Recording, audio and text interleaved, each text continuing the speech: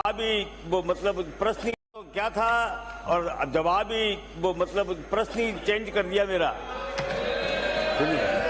सुनिए कि प्रश्न में कर दिया कि 2022 से 2024 ये लिमिट कर दिया आपने।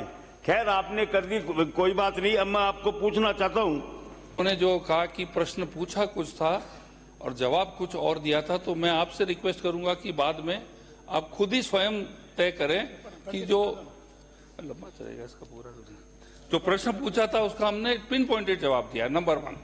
नंबर 2, माननीय सदस्य ने बोला कि 1/1/2022 से लेकर 31/12/2024 इस अवधि के बीच में इन्होंने पूछा।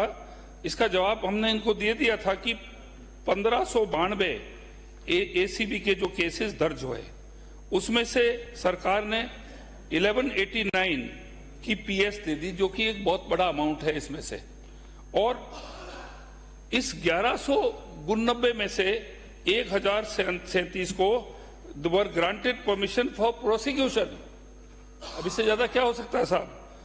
152 डिनाई किए गए और 403 जो हैं वो पेंडिंग है हेड ऑफ डिपार्टमेंट से, क्योंकि गैजेटेड जितने भी ऑफिसर्स हैं वो डीओपी के थ्रू होता है और नॉन गैजेटेड का हेड ऑफ डिपार्टमेंट से होना चाहिए। मैंने तो केवल इतना सा पूछा कि 3 महीने के निर्देश आपके सतर्कता आयुक्त ने दिए हुए हैं और ये 2-2 साल हो गए और इतना ही नहीं है, 16-16 साल से केस पेंडिंग पड़े हैं। एसीबी ने आपको लिख के दिया और उसके नहीं हुए, और वो इसलिए नहीं हो रहे कि अधिकारी आपस में मिले हुए रहते हैं। मोदी जी का कहना है कि न खाऊंगा न खाने दूंगा।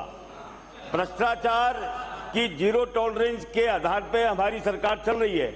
तो मैं आपको ये पूछना चाहता हूं कि जितने भी केस पेंडिंग है इनके बारे में क्या आप सरकार ये विचार रखती है कि एक मंत्रिमंडलीय उप समिति बना दें 3 लोगों की, और वो सारे केसेस की समीक्षा करे और समीक्षा करके जो केस पेंडिंग है उनकी अभियोजन स्वीकृति 3 महीने के अंदर अंदर दे दे, जिससे भ्रष्ट अधिकारी कोई बच नहीं पाए। क्योंकि पिछली सरकार में 5 साल में जितना भ्रष्टाचार हुआ और उनके केसेस पेंडिंग है, इसकी समीक्षा जब तक नहीं होगी तो इसलिए मेरा कहना है, मेरा सुझाव है कि आप 3 सदस्यीय मंत्रिमंडलीय उप समिति बनाइए, उसमें सारे केसेस जो पेंडिंग है उनकी समीक्षा कीजिए और जो केसेस अनुमति देने लायक हैं उनके अभियोजन की स्वीकृति दीजिए, जिससे कि उनको दंडित किया जा सके।